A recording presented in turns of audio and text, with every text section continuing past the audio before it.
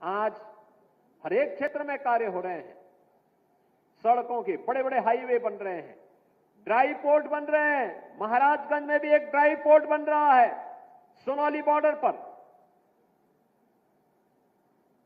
Highway बन रहे हैं। रेलवे की नई नई लाइन बिछ रही है, आनंद नगर से महाराजगंज होते हुए सिसवा तक रेलवे की एक नई लाइन बिछाने की कार्रवाई आगे बढ़ने जा रही है।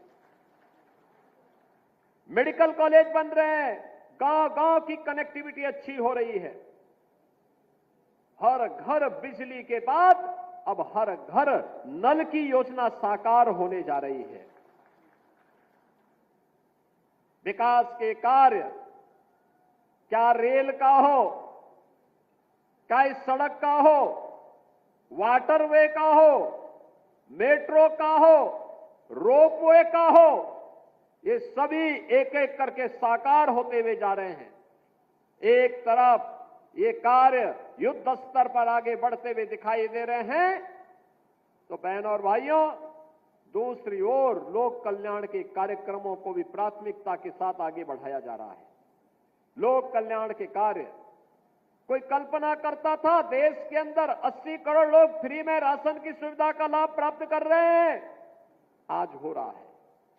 50 करोड़ से अधिक लोगों को 5 लाख रुपए की स्वास्थ्य बीमा का सुविधा प्राप्त हो रही है। याद करिए 50 करोड़ लोगों को 5 लाख रुपया प्रतिवर्ष स्वास्थ्य बीमा का कवर। 12 करोड़ घरों में शौचालय बन गए, 10 करोड़ घरों में उज्ज्वला योजना का कनेक्शन पहुंच गया देश के अंदर, 4 करोड़ लोगों के घर बन गए, 3.5 करोड़ लोगों के घरों में बिजली पहुंच गई, करोड़ों लोगों को देश के अंदर रोजगार और नौकरी के साथ जोड़ने का कार्य हुआ। तो बहनों और भाइयों, विकास और विरासत का समन्वय कैसे होना चाहिए, प्रधानमंत्री मोदी जी ने काशी विश्वनाथ धाम देकर के 500 वर्षों का इंतजार करके अयोध्या में रामलला का भव्य मंदिर बनवाने के कार्यक्रम को आगे बढ़ाते हुए अब तो महाकुंभ को पूरी दुनिया देख करके भौचक रह गई कि 66 करोड़ लोग महाकुंभ का दर्शन कर रहे हैं। यह भी केवल भारत कर सकता है, केवल भारत कर सकता है।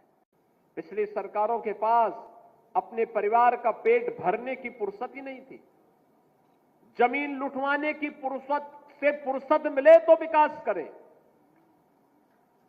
अभी आपने देखा होगा, परसों ही देश की संसद में वक्फ बोर्ड संशोधन अधिनियम पारित किया है। अब वक्फ बोर्ड के नाम पर जमीनों पर कोई डकैती नहीं डाल सकता है, लूट खसोट नहीं हो सकती है, चौराहे की जमीनों पर कोई कब्जा नहीं कर सकता है। अब सार्वजनिक संपत्ति जो भी होगी,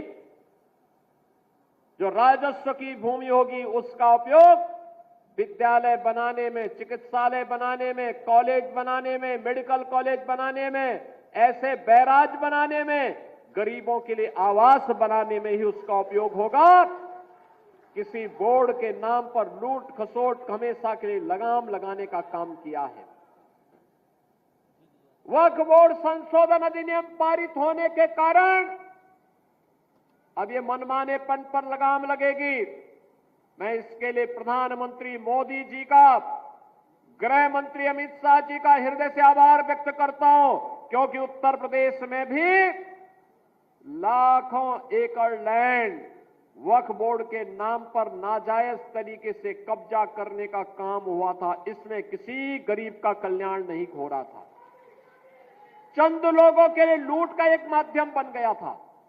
इस लूट पर अब लगाम लगेगी, सख्ती से लगाम लगेगी, और उसी लगाम के क्रम में आज हम सब आपके बीच यहां पर आए हैं।